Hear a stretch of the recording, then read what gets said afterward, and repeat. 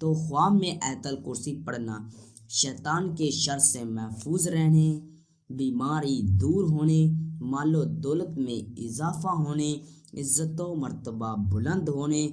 ظلم سے بچنے، رزق کے بڑھنے اور دلی مقاصد پورے ہونے کی دلیل ہے۔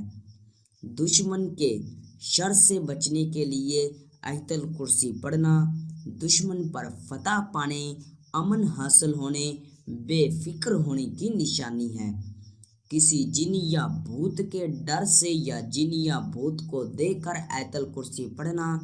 کسی مصیبت یا آفت کے دور ہونے، اطمینان حاصل ہونے اور خیر و برکت پانے کی دلیل ہے۔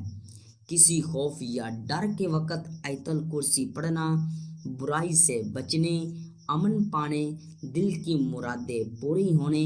قرض دور ہونے اور بیماری سے شفا پانے کی نشانی ہے۔ کسی پریشانی کی وجہ سے یا غم کے وقت آیت الکرسی پڑھنا خوشخبری پانے، رنج و غم دور ہونے، عزت و مرتبہ بلند ہونے اور آرام و راحت پانے کی دلیل ہے۔ آیت الکرسی پڑھ کر اپنی کسی چیز، گھر پر دم کرنا یا بھوت مارنا، نقصان سے بچنے، مال محفوظ رہنے، شیطان کے شر سے محفوظ رہنے اور مال و دولت میں اضافہ ہونے کی نشانی ہے۔ کسی بیمار کو آیت الکرسی کا دم کیا دیکھنا یا کرنا تو بیمار کی بیماری دور ہونے، ظلم سے بچنے، رنج و غم پانے اور نفع پانے کی دلیل ہے۔ کسی مودی جانور، شیر، سور یا کتا، سانپ وغیرہ کو دیکھ کر یا ان سے ڈر کر یا ان سے بچنے کے لیے آیت الکرسی پڑھنا تو موی جانور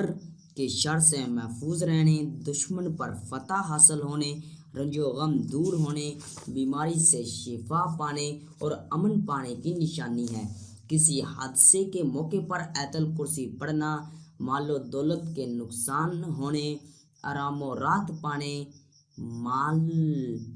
مشکلات دور ہونے اور رزق میں اضافہ ہونے کی دلیل ہے۔ راستہ بھولنے پر یا کسی چیز کے گم ہونے پر آیت الکرسی کا پڑھنا گمراہی سے بچنے، اللہ کی مدد حاصل ہونے، پریشانیوں سے نجات پانے اور فتح حاصل ہونے کی نشانی ہے۔ کسی مصیبت کے وقت آیت الکرسی پڑھنا دکھ درد دور ہونے، مصیبت سے نجات پانے، عزت و مرتبہ بلند ہونے، مال و دولت میں اضافہ ہونے اور مقصد میں کامیاب ہونے کی دلیل ہے۔ نماز کے بعد آیت الکرسی پڑھنا اللہ کی رحمت نازل ہونے،